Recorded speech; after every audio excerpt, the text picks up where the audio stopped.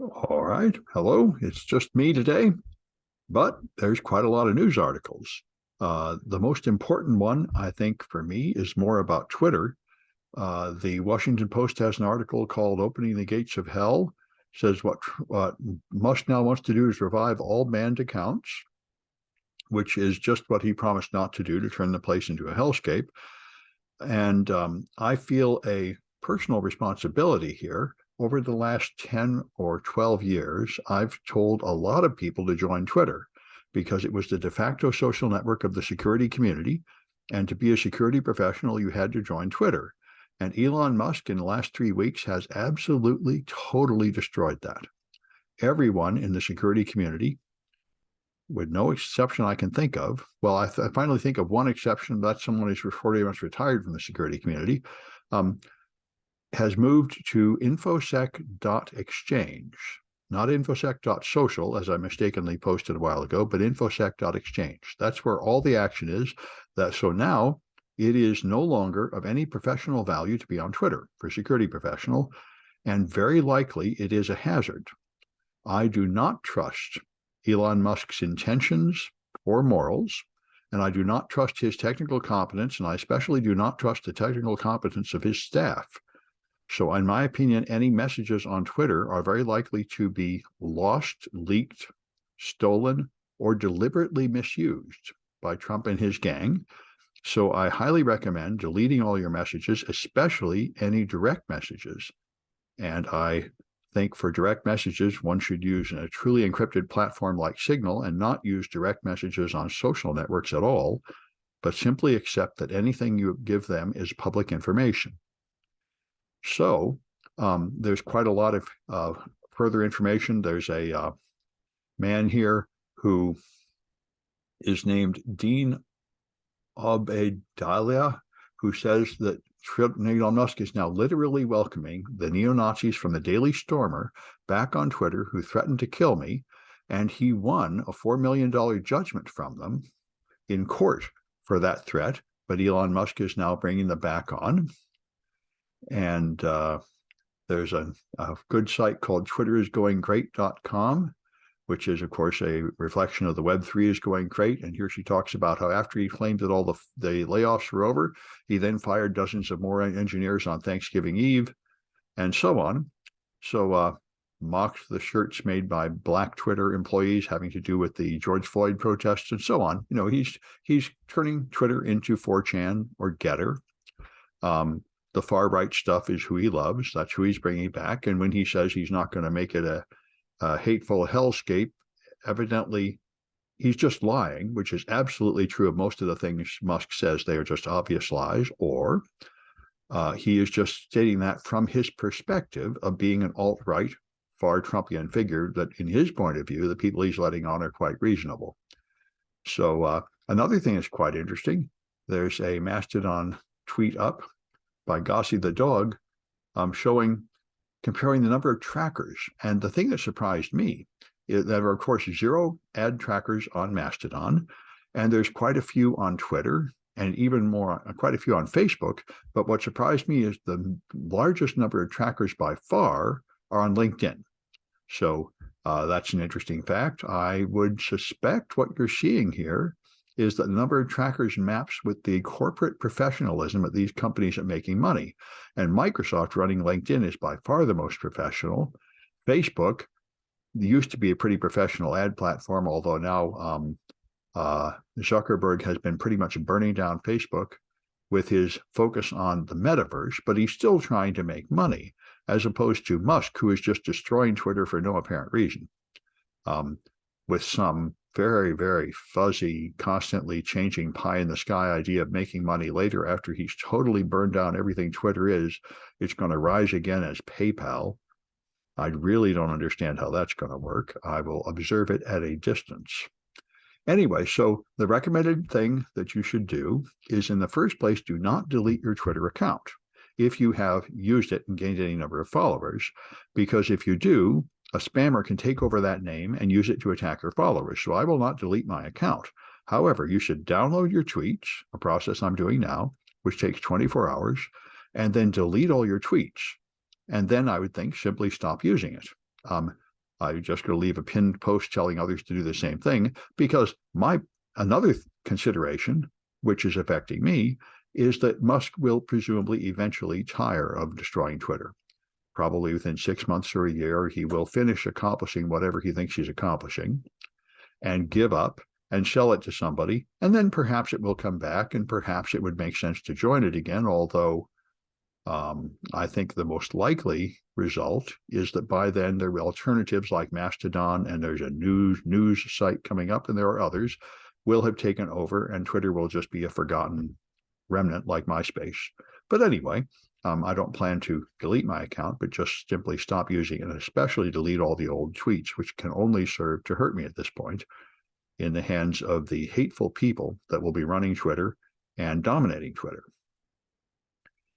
So there's an article on The Guardian that is very interesting, talking about the important green technology that could save us all, which is precision fermentation. And I didn't know this, but if you have carefully cultured fermentation, you can generate far more food per acre, like 10,000 times more than you do by growing food in the ground. And this seems like the wave of the future.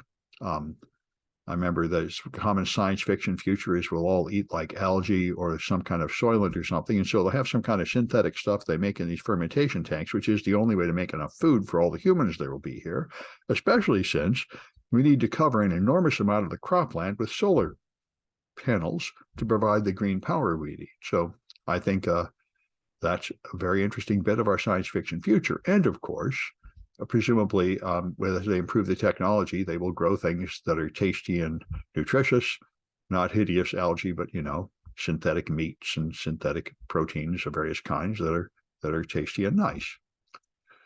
There's another article on The Guardian by Andi Timoner. Timoner is a woman who makes documentary films, and her father became very ill and wanted to end his life in California. And she helped him end his life and made a documentary of the process, and talks about the artistic vision and the various competing considerations here, how to do this in a way that is not exploitive or disrespectful. And he, of course, agreed to all this. But I certainly appreciate it because it hit the press, and this pointed out something I did not know, which is several years ago, California approved assisted dying, which is important to me. I've got another friend of mine dying upstairs in a hospice. And, this, I'm not there yet, but the time will come. And it certainly seems to me like organizing a reasonable time to die and just performing it intentionally is clearly the way to do it. And I'm glad if they allow it in California. Now, there are floating solar panels. This is another option. People are making these big barge-like floating solar panel arrays in places where there is not enough land available to put up solar panels, such as Japan. You make these floating barges, and that might be better. I wonder exactly how well they handle the difficult weather at sea, but anyway, this is certainly an option. Another option I've seen people talk about recently is orbiting solar collectors to beam the energy down. That seems crazy to me. I mean, I haven't done the math, but it's very hard for me to think that the amount of solar panel energy you get above the atmosphere, as opposed to what you get down on Earth, can possibly be enough to justify the cost. Seems to me like even if you have to make it 10 or even 100 times bigger on the surface, that was got to be much cheaper and easier to maintain. But anyway, putting it floating on the ocean is certainly an option in places like San Francisco, where the land value is very high, and especially Japan. All right. City College, where I work, has had huge layoffs of everybody, including tenured professors, cutting the number of classes drastically and greatly harming our cybersecurity program. It looks like next semester, we're very close to having nobody left except me teaching cybersecurity classes, which takes us all back to the way it was 15 years ago. And it's very bad for the program. And it certainly messes up my attempts to raise up people to replace me when my work life comes to an end, which it must one of these days, although I don't have specific plans to retire anytime soon. But anyway, as a result of these drastic cuts, Moody's has rated City College finances as stable, which certainly is better than it's been in a long time.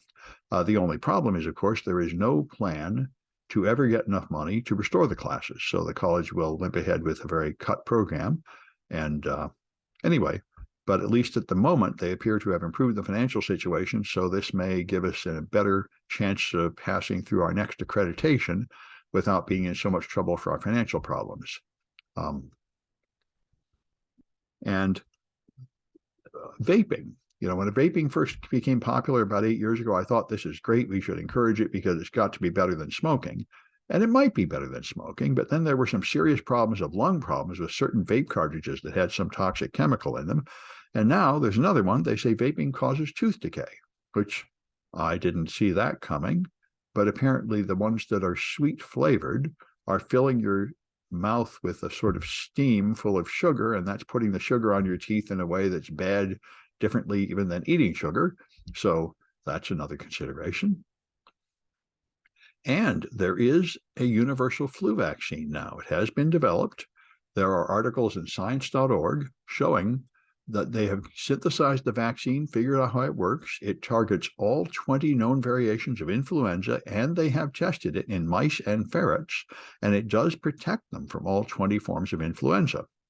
So that sounds wonderful.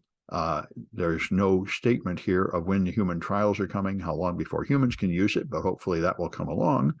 And so we may have a universal flu vaccine, and I would imagine pretty soon a universal COVID vaccine, and that would certainly be very welcome. In fact, the Washington Post has another article about China's problems. China is having huge COVID outbreaks in Beijing, tens of thousands of people infected. And again, they're trying to lock everything down, but the people of China are rebelling and climbing over the fences and protesting as they enter the third year of these extreme lockdowns that are a great hardship. And yet they will not approve the mRNA vaccines. The government is just stubbornly refusing to approve it, so they're continuing to use their Sinovac and other vaccines which do not work. They don't quote it here, but previous studies I've seen said that 3 shots of Sinovac have a 30% chance of stopping COVID, which is pretty pathetic. It'll still save some lives, and also, apparently, most of the elderly are still not vaccinated in China. So by not actually vaccinating the elderly and not allowing the virus to spread among the young, the vast population has no immunity at all, and they got no effective control but all these lockdowns. And as they say, since the rest of the world has pretty much abandoned lockdowns and accepted a steady level of COVID, COVID's going to be constantly coming in and have outbreaks, and they'll just constantly have to keep locking everything down. So unless they want to adopt a complete isolation from the world, like under Chairman Mao, it does seem like they need to change their policy in China. Their current policy seems designed to just make COVID go on forever and make the economic disruption go on forever. And there's a letter signed by many organizations and cybersecurity experts complaining about the UK's online safety bill. This is the same thing that the FBI and other government agencies are constantly trying to do in the US, where it's going to scan everybody's social media accounts to see if they're doing something the government doesn't like. And they point out that this will break end-to-end encryption, which is the thing the government's always trying to get rid of. The NSA's goal is to have a no-bus system, nobody but us. They want to have a secret backdoor into cryptography that they can use, but nobody else can use. But normal law enforcement agencies like the FBI want to get in, and they don't usually have access to the kind of powerful tools the NSA has. So they would just want to weaken encryption so every cop can just get into your stuff. And that means every crook can get in there too. And that's the point of this. And so the crypto wars continue as they have been going on for decades, as the privacy advocates advocate for strong end-to-end encryption, and the law enforcement pushes for basically no encryption at all so they can get in. And I certainly think the privacy advocates are correct. I use Signal. I highly recommend everybody use Signal. Signal is encrypted by Moxie Marlinspike, one of the world's leading cryptographers, and you can trust it as much as anything. An American company, so it's good for Americans to use. It does not hand your data to a foreign country, and encrypts your stuff end to end, so you can chat with high degree of confidence that nobody is going to see what you say except the people at the ends, and of course, anybody that's compromised one of the endpoints. If they've hidden a camera in your room or put malware on your sending device, then of course they can see your stuff because they can see it as you type it in. But it's not going to be stolen off the wire, and that's about as much security as cryptography can give you. So anyway, those are the news articles that I found interesting, and we'll record another one of these on Tuesday.